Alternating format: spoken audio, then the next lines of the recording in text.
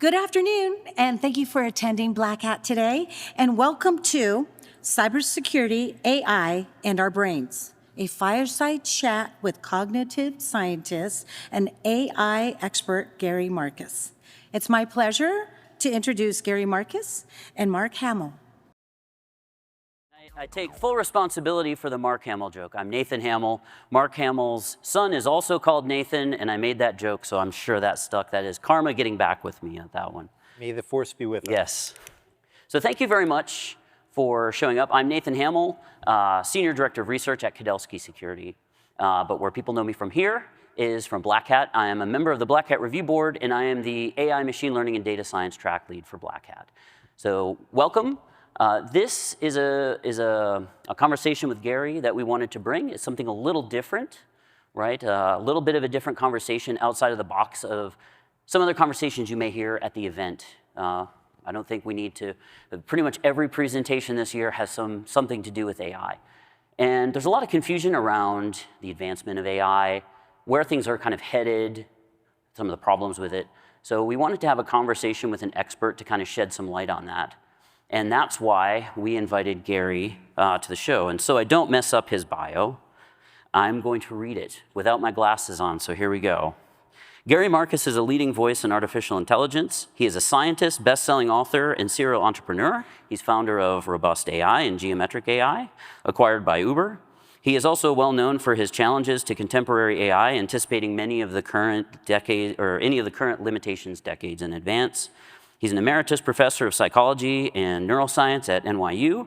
He's the author of 5 books. His 2019 book, Rebooting AI, is one of Forbes' 7 must-read books in AI, and his most recent book, Taming Silicon Valley, was on the New Yorker's list of recommended books last year. So, Gary, thank you very much for joining us. I will also give you props because Gary has the appropriate level of facial stubble for this conversation. We didn't coordinate that, but it's just a happy accident. So Gary, welcome to Black Hat. Thank you for having me. So we're going to get right into this. Let's talk about AGI. So AGI has been a hot topic for the past few years. A lot of labs claim to be working on AGI. That's their stated purpose. For those who don't know, AGI is artificial general intelligence. I would assume most people in the audience know that. So I'd like to ask you a question. Do you believe that AGI is possible? I do. There's a lot of people who misrepresent me as an AI hater, who thinks AI is impossible or doesn't like AI, and all of that's nonsense. I think that AGI is possible. I think there's a chance that it might be a positive thing for the world. It's not a guarantee, but certainly a possibility. I just don't think we're close to it now. I don't think generative AI has all that much to do with AGI. I think people are, ahead of their skis. But certainly I think AGI is possible. I don't see any principled argument against it. I think you could think of your brain as a NGI, natural general intelligence. That doesn't mean it's fully general, that it can do anything, but it's pretty resourceful and flexible, can solve a lot of problems that it hasn't solved before. And we should expect the same of our AI. Instead, we have this stuff where, like, if the prompt happens to work on Tuesday, it might work on Tuesday, and maybe it won't work on Wednesday. It's not very reliable. Like, we've retreated from the world of calculators, where we expect everything to be right, to this world of sort of 80% is good enough. I don't think AGI should be like that. AGI should be able to count on it. I don't think that's impossible. I just don't think we know how to do it yet. Gotcha. So you believe that LLMs are not a path to AGI? Would that be an accurate statement? I mean, they might play some role. I like to use this metaphor of tools, which I've used for a long time. And what I said in an essay in 2018 was that deep learning was one tool among many, but that we'd also need, power screwdrivers and chisels and who knows what else. Probably there's some role for large language models. The mistake is in thinking that it's kind of soup to nuts, the whole thing. The reality is people are actually retreating from that quietly. So they're putting in, for example, symbolic code, which is something I've said we've always needed, in the form of code interpreters. And so nobody's really using pure LLMs anymore anyway. But for years, that was the hype. And a lot of the arguments around scaling, we're just going to pour more money in, have been around this notion of scaling LLMs by giving them more training data. That idea is actually dead now. Like, nobody actually still believes it in the industry. They're all trying to find other ways to do things. And that's interesting about scaling because, I mean, obviously there's been a lot of announcements about massive data center deployments to basically to fuel the AI boom. Yeah, I mean, I think that interesting question in economics now is whether this is going to take down the entire economy. You probably saw this stat that was in the Wall Street Journal a week ago saying that there's more money spent on AI, but mostly that means data centers and LLMs rather than new discoveries than there is for the rest of the GDP. Like, that's a lot, and it's not clear that it's sustainable, and it's not clear what will happen if it's not. And on the AGI front still, like, I delivered a keynote at a conference last year, and I kind of ended on an AGI note. And one of the things I said is that I didn't feel like LLMs would lead to AGI, but if they did, we would end up with AGI systems that can be very easily attacked because the foundations are very insecure. Have you seen anything that makes you think that? I mean, they're insanely insecure. I mean, we were both at the NVIDIA talk earlier today, and you're going to give a talk tomorrow that's related. I mean, these things are massively insecure. That actually starts from the fact that they're not nearly as smart as they pretend to be. What these systems really are mimics. They're incredible mimics. They're not literal mimics. They can say things that are like the things they've heard before, but they're conceptually very weak.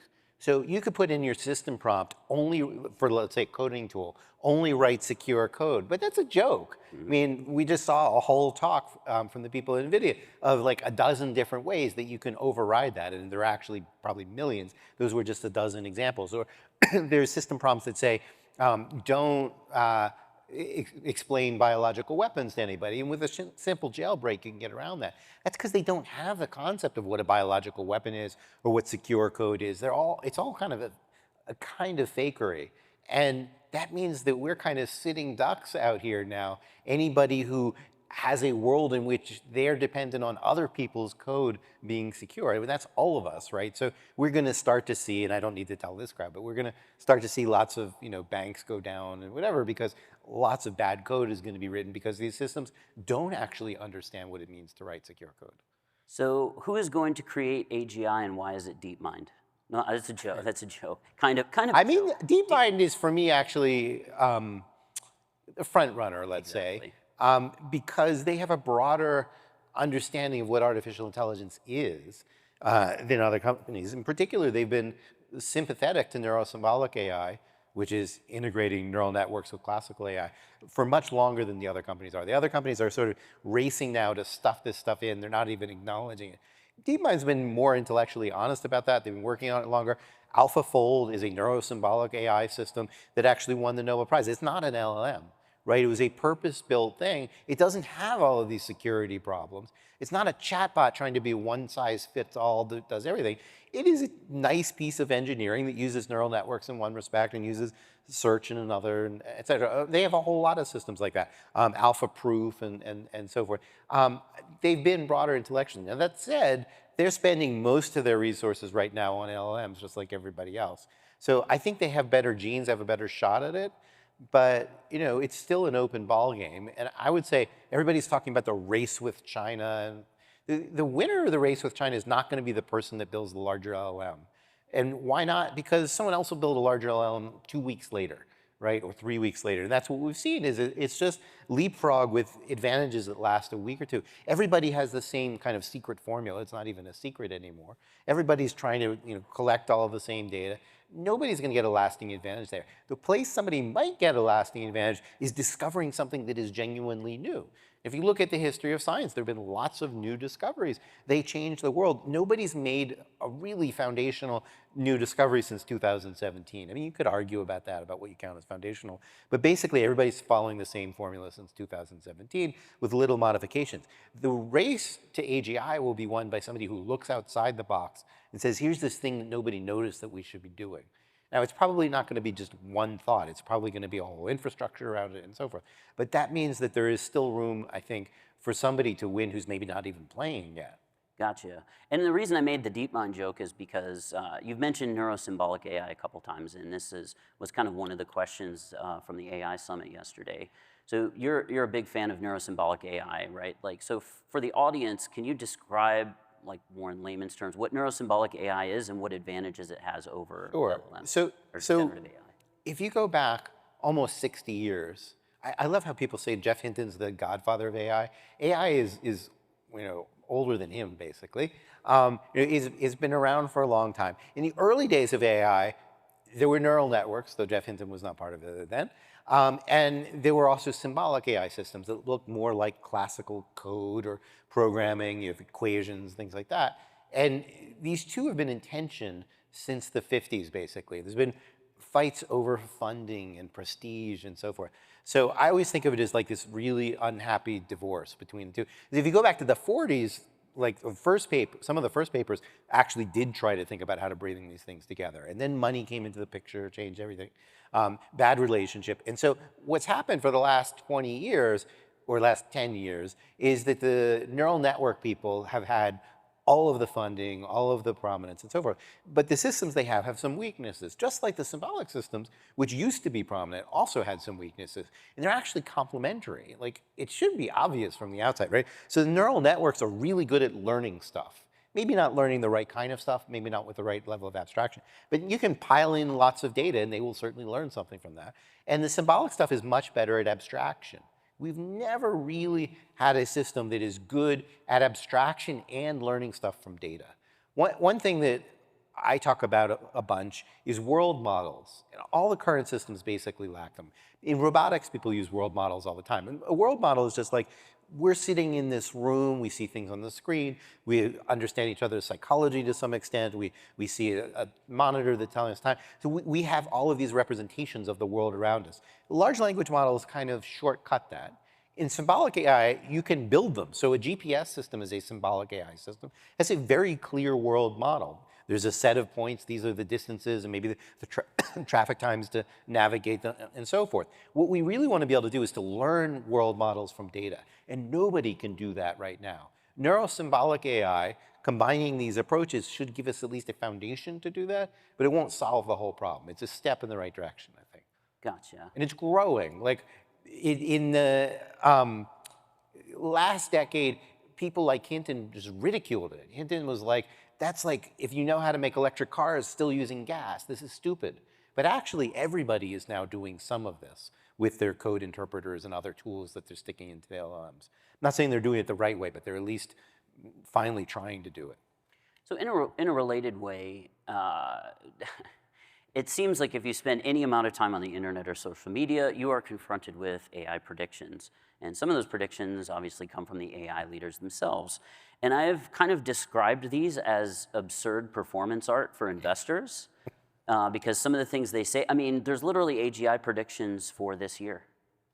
Well, and they just get moved back. I mean, look at what Elon Musk did with cars, which I think is with driverless cars, which I think some of the source of this, right? Elon Musk, well, even before him, Sergey Brin said in 2012 that driverless cars would essentially be ubiquitous in 2017. He was not penalized in any way for being wrong. So Elon Musk decides to play the same thing, and he says they're coming in 2014, and he says it again in 2015 and 16. There's a nice video on YouTube of him saying this, every year. And instead of being penalized for it, he's gotten rich from it. He has gotten massively wealthy because people believe that some version of his promise is right. Well, some version is right. I mean, in some year, we will actually have widespread driverless cars. We're not actually that close to it right now. But Musk figured out that you can make promises and there'd be no responsibility for it, and people would give you capital based on those. And so then, Sam Altman, who used to, I guess, be friends with Musk, figured out the same trick. And now Dario Modi has done, or Amade. This is now the ubiquitous play. And meanwhile, the investors, you got to remember that they get a cut of the money that they're investing. And so it is great from the perspective of a venture capitalist to say, I've got this thing that sounds plausible, and it's going to cost $500 billion, and I'm going to take 2% of your investment in that. I mean, you can't do better than that as a venture capitalist. I mean, if you're playing the long-term game, it kind of sucks if you lose the money. But if you're making 2% on, your $10 billion investment, you're doing really well. You don't need to stay around for the long term. And so this is what is driving this thing right now. I read this morning, OpenAI is going to try to sell stock at a $500 billion valuation. This is a company that has never turned a profit, doesn't seem particularly close to a profit, doesn't have any technical moat. We'll see what happens with GPT-5, which may come out tomorrow. Has many competitors. Like, this is, to me, it seems absurd. But, hope and greed and so forth, and making these promises, it drives that market for a while. I think you latched onto something because I wrote a blog post called that these predictions were obscene performance art. And one of the things I said is that in this modern environment with our short attention spans, we tend to reward people who are bold, not people who are accurate. And we have a short attention span for the history of these predictions. People who are bold, people who are extreme. We see the same thing in politics. Like, you know, both parties have moved towards extremism largely. It's very hard in the social media world to put out a moderate position about politics or about AI. If you try to put one out about AI, you get lampooned, as I do, even though I think I'm actually putting a relatively moderate position. And it's extreme positions like these absurd predictions, or the people who just want to ban AI altogether, which I don't think is the right solution either. Like, I think there is some value in doing AI right. I'm not sure we're doing it right now. But it's very hard in the current world to have a moderate position on anything. So on that front with these predictions, I don't know that there's a right answer here, but what would you recommend to the audience for just how to make sense of predictions when they come out? Like, is there a method to say, you know, other than to just be completely inundated with information all day, which somebody has time to do? One thing I like to think about is a kind of 80-20 rule, and to realize it's pretty easy to make an 80% demo of almost anything, like a robot serving popcorn. Not that hard, right? But to get it to work 100% of the time is really hard, and it usually takes a long time. So think about driverless cars, right? Driverless cars, we've had demos since 2012, and in fact, 20 years before that. But getting the last mile, almost literally, to be reliable is very, very difficult. And so you have to ask yourself, when you see these predictions, are they doing this because they sort of 80% of the problem solved? And how hard is it going to be to get the last 20%? So in driverless cars, it turns out to be really hard. We're seeing the same thing with agents now. Anybody can put together an agent demo, and then some of the agents go and delete your entire database or all your files, or, and you're like, well, we'll be there next year. Well, the reality is there are so many edge cases in most interesting problems that getting that last 20% becomes, a decade-long pursuit, not a, 6-month-long pursuit. Yeah, speaking of, so kind of shifting into more the AI risk, which you were kind of getting to, there's a lot of talk of P-Doom, and obviously we know who the doomer in chief is, writing a book called If Anyone Builds It, Everyone Dies. So I know you've kind of been lumped into the category of like the P-Doom scenario. However, you recently said you updated, so P-Doom is the probability of doom. Like literal extinction. Yeah. Due to AI in some amorphous amount of time, but soon, I guess, or something like that. So you said you recently updated your P-Doom. If so, what is it? And well, what I said is I updated it to like 3% from less than 1%. I mean, everybody calls me a doomer, and like I have like the lowest, P-Doom of anybody in the industry. But I raised it because I could see I wrote an essay called P-Doom. You can see the whole argument. But I raised it because I could only see this happening if you got around the problem. So the reason my P-Doom is low, let me take a step back, is partly because I think humans are actually pretty hard to eradicate. that is a very doomerish point. Well, the doomers are like, you can beat them up, you can tear them down, and they'll still keep coming back. We're like cockroaches. Right? God, that's going to be the clip too. Right? That was out of context. So that was a joke. But we're geographically diverse, all over the planet. We're genetically diverse. I mean, COVID took a real shot at us. I mean, I'm intentionalizing it to be funny.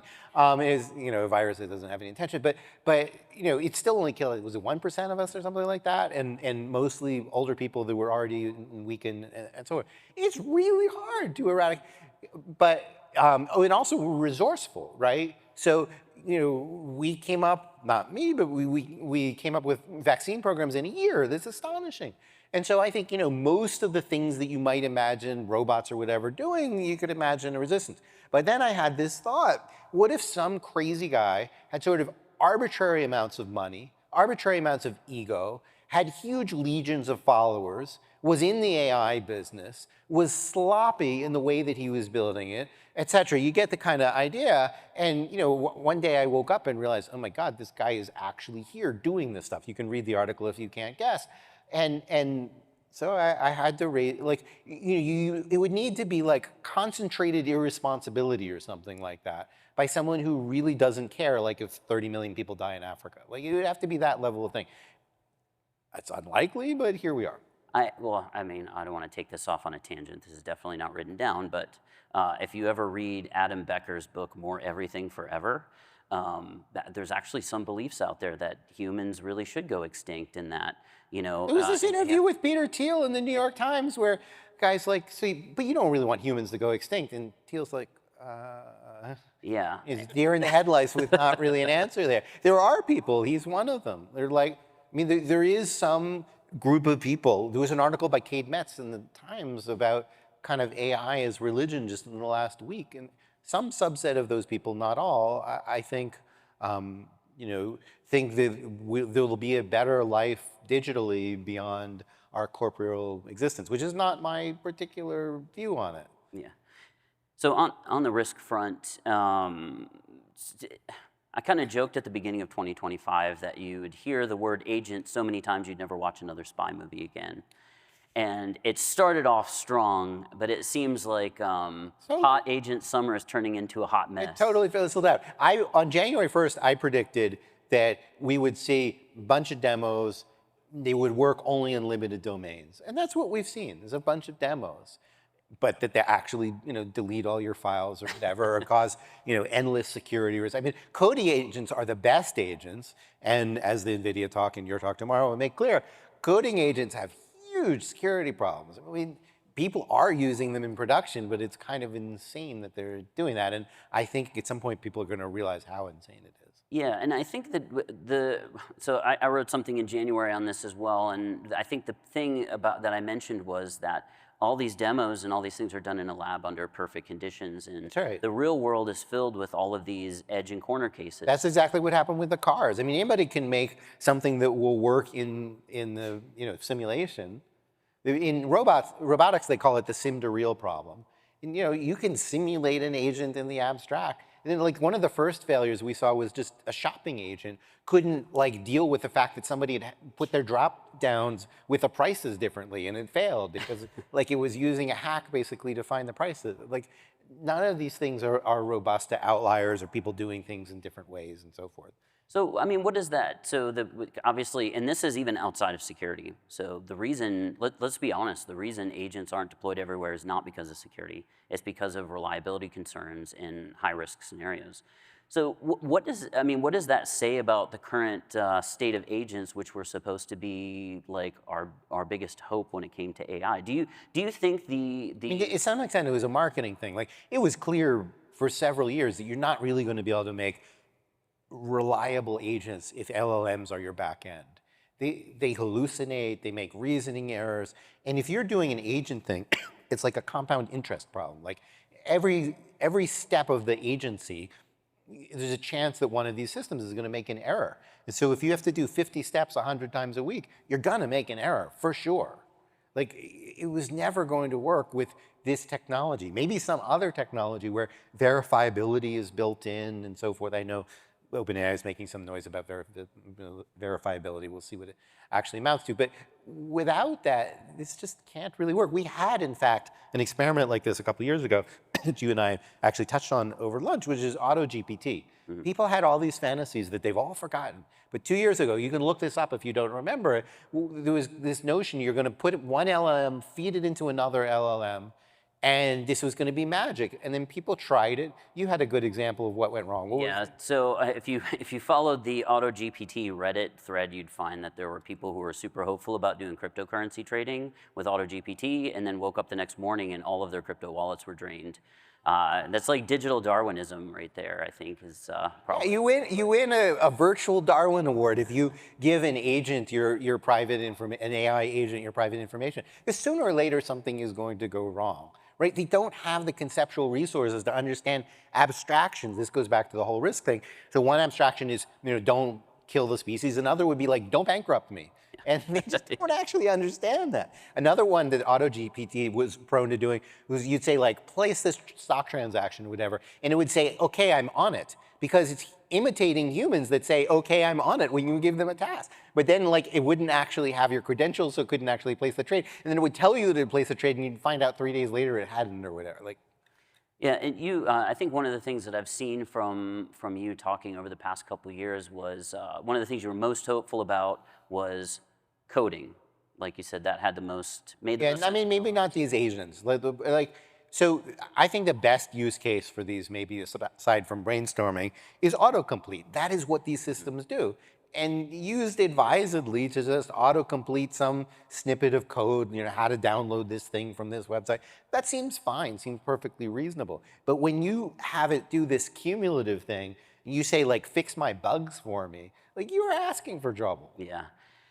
So to shift gears a little bit, one of the things that I've been focused on for the past couple of years, and almost most concerned about, which kind of seems strange since like attacking these things and having vulnerabilities seems like a pretty bad thing already, is the cognitive impacts of having like a universal oracle at your disposal. And we're kind of seeing some of those impacts. I think MIT did a recent study where they showed that certain portions of your brain aren't firing. There's also people now who use, who won't make a decision unless they consult ChatGPT first. They're called sloppers, which I think is a funny term, but probably not like totally accurate.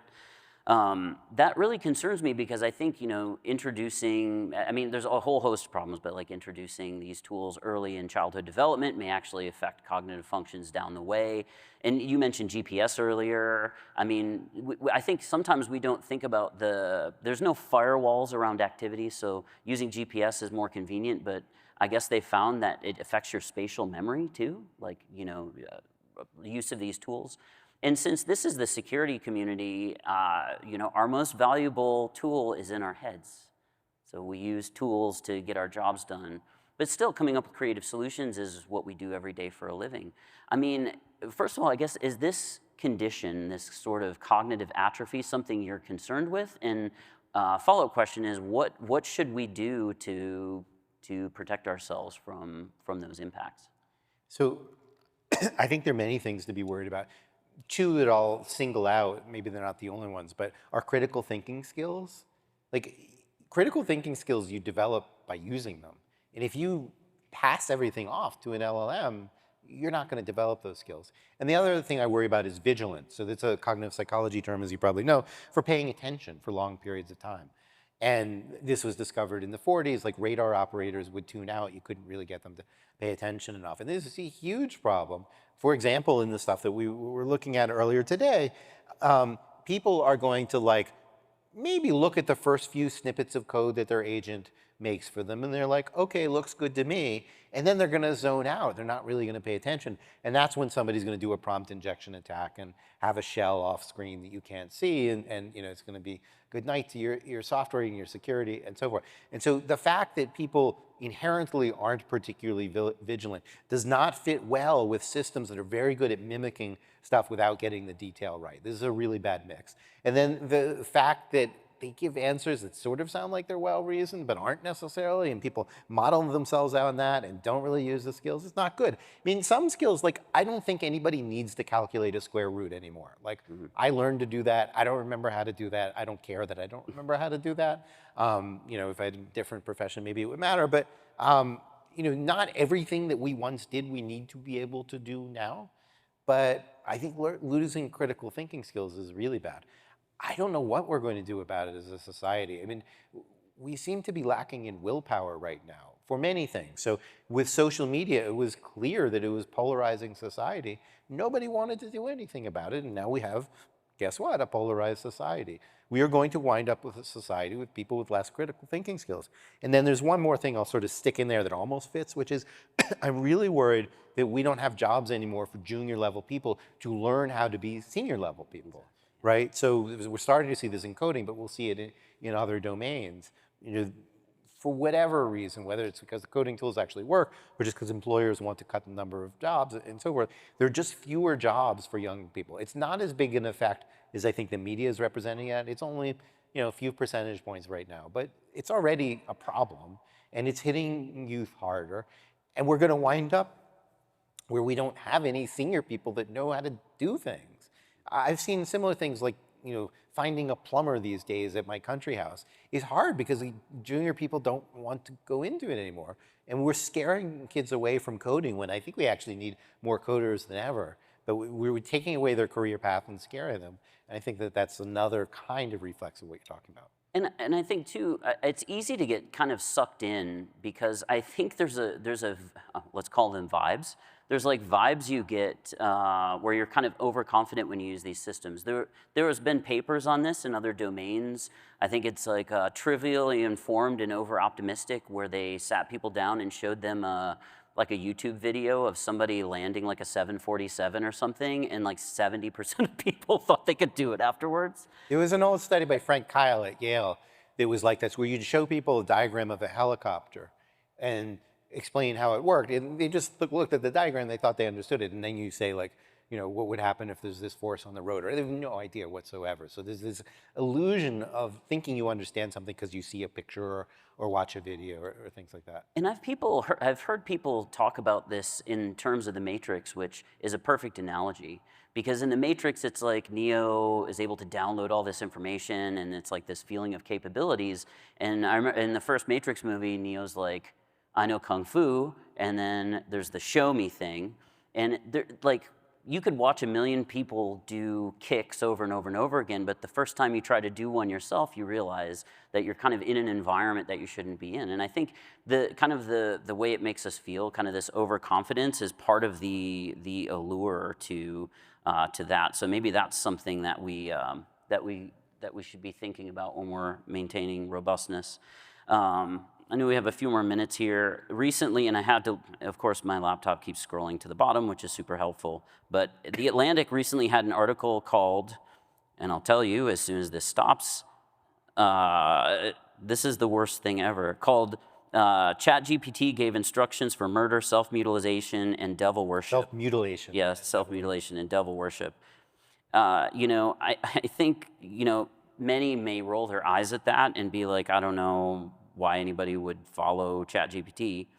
So stating that, it's not like ChatGPT is actually doing this to someone, or it's not like people who were, you know, who were disturbed couldn't find this information online. So, I mean, is a story like that purely clickbait? And why should people take these why should people take these conditions more seriously than they are? I think there's several different things going on there. So one is a question about the security of the species, right? You really don't want these systems to be explaining to people how to make biological weapons, or to have individuals hurt themselves in ways that they couldn't easily find otherwise. And there is now some evidence that we're getting to a point, if we're not there yet, we're at least close to a point, where these systems are going to be able to tutor people, for example, how to make biological weapons, people that otherwise would not be able to do that. And that's obviously a problem. It's like making guns cheap and available. Like, guns have been available for a long time, but when you have Saturday night specials that are cheap and everybody can use them, that creates a problem. And so there's that kind of issue of lowering the bar. And we see the same thing, for example, on misinformation. There's always been misinformation. It's not a new problem, but we're scaling it like automatic weapons scale things, such that anybody can make pretty convincing misinformation. And that changes the dynamics. We're lowering the cost of the misinformation. We're lowering the cost of doing certain kinds of things. So that is a real problem. And then there's this other thing I think we were maybe talking about, which is we are getting this issue of delusions induced by LLM. So a lot of them, at least as they're tuned right now, are kind of sycophants. Like, whatever you say, they're like, oh, I'm sorry I made that mistake. And they're kind of like, you have the best ideas ever. You're so super awesome. Well, they don't tell me that's just my LLM. Yeah. But they do tell some people that. I don't have those kind of conversations with them, but I don't have detailed conversations with these systems. But some people do, and like, I get regularly, like almost daily, someone who thinks that they've uncovered something about recursion and the machines are sentient and whatever. And there are now some well-documented cases of people basically getting into a delusional state. ChatGPT psychosis, right? Is that what that's one of the names that they're using for it? We don't really have good data about whether it's specific to ChatGPT, or is this ChatGPT has more users? And so there are a lot of open questions. There are some decently documented cases of people who seem not to have experienced delusions before, getting into a delusional state from these systems. It's clearly a real thing. We don't yet have enough data to sort of say things firmly clinically about it, but we do have enough data that we know we need to work on it. I believe OpenAI now has a psychiatrist on staff or something like that. I think I read this somewhere, trying to deal with the problem.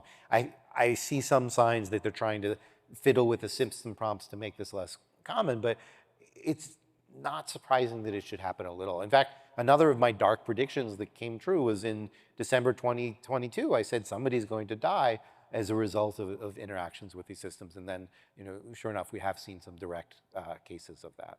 So that brings up, we're kind of running out of time, but kind of going off script here a little bit.